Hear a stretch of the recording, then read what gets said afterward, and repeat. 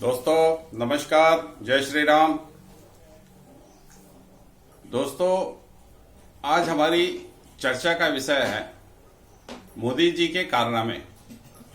मोदी जी हमारे देश में तो कारनामे करते ही हैं, इसके अलावा विदेश में भी उनके कारनामे चलते रहते हैं, जिसका हमें बहुत बाद में पता चलता है। तो आज सवेरे ही एक CNN की रिपोर्ट आई है। उस रिपोर्ट के मुताबिक मोदी जी के कारण ही जो न्यूक्लियर वार होने वाला था रसिया द्वारा यूक्रेन के ऊपर, वो रुक गया। हुआ यूं था कि जब 2022 में रसिया ने यूक्रेन पर आक्रमण किया तो घमासान युद्ध काफी चला।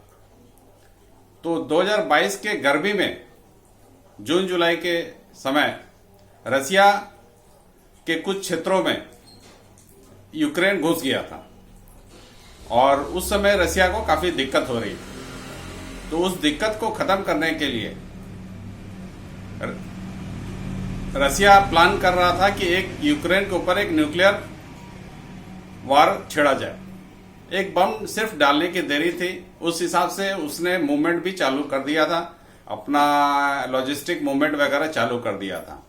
तो चूंकि आजकल सैटेलाइट का युग है, तो सैटेलाइट से सारा मालूम चल जाता है कि न्यूक्लियर लॉजिस्टिक का मूवमेंट चल रहा है। तो अमेरिका काफी इससे भयभीत हुआ, क्योंकि न्यूक्लियर प्रोग्राम चलता है तो ये थर्ड वर्ल्ड वॉर छेड़ने में ज्यादा समय नहीं लगेगा। तो अमेरिका ने चाइना को कहा, इंडिया को कहा, और भी जो रूस के मित्र देश हैं उनसे कहा कि रसिया को रोका जाए इस न्यूक्लियर वार को छेड़ने से। तो चीन का कितना प्रभाव रहा नहीं रहा मालूम नहीं, लेकिन उसी समय सांघाई कॉरपोरेशन की एक बैठक हो रही थी उज्बेकिस्तान में, जिसमें मोदी जी भी गए थे और पुतिन भी थे। तो जो रसिया और भारत की वहां पे उज्बेकिस्तान में द्विपक्षीय वार्ता हुई, उसमें मोदी जी ने पुतिन को जो एक फेमस लाइन कहा था, this is not a era of war.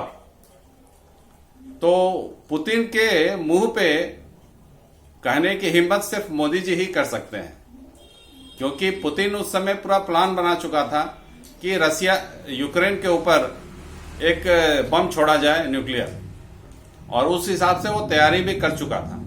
लेकिन सिर्फ मोदी जी के कहने के कारण वो न्यूक्लियर प्रोग्राम को स्थगित कर देता है, और जो ट्रेडिशनल वार चल रहा है वही चल रहा है अभी भी। तो ये कहना भारत की एजेंसियों का कहना नहीं है, ये कहना CNN का कहना है। आज रिपोर्ट निकल के आई है। तो मेरा कहना है, अगर मोदी जी के कहने पर न्यूक्लियर वॉर रुक जाता है तो क्यों नहीं मोदी जी को अगला नोबेल शांति पुरस्कार दिया जाए।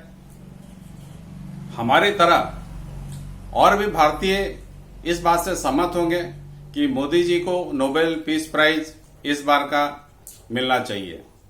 तो दोस्तों, आप लोगों की क्या राय है जरूर बताइएगा, क्योंकि मोदी जी ने एक न्यूक्लियर वार को रोका है, तो एक बहुत बड़े दावेदार के रूप में नोबेल पीस प्राइज के लिए उभरे हैं। देखना है क्या होता है, लेकिन हमारी तो नोबेल पीस प्राइज की जो कमेटी है उससे गुजारिश रहेगी कि इस बार का पीस प्राइज मोदी जी को दिया जाए। धन्यवाद दोस्तों, जय हिंद। अगले अंक में आपसे जरूर मिलेंगे। भारत माता की जय, जय श्री राम। नमस्कार दोस्तों, अलविदा।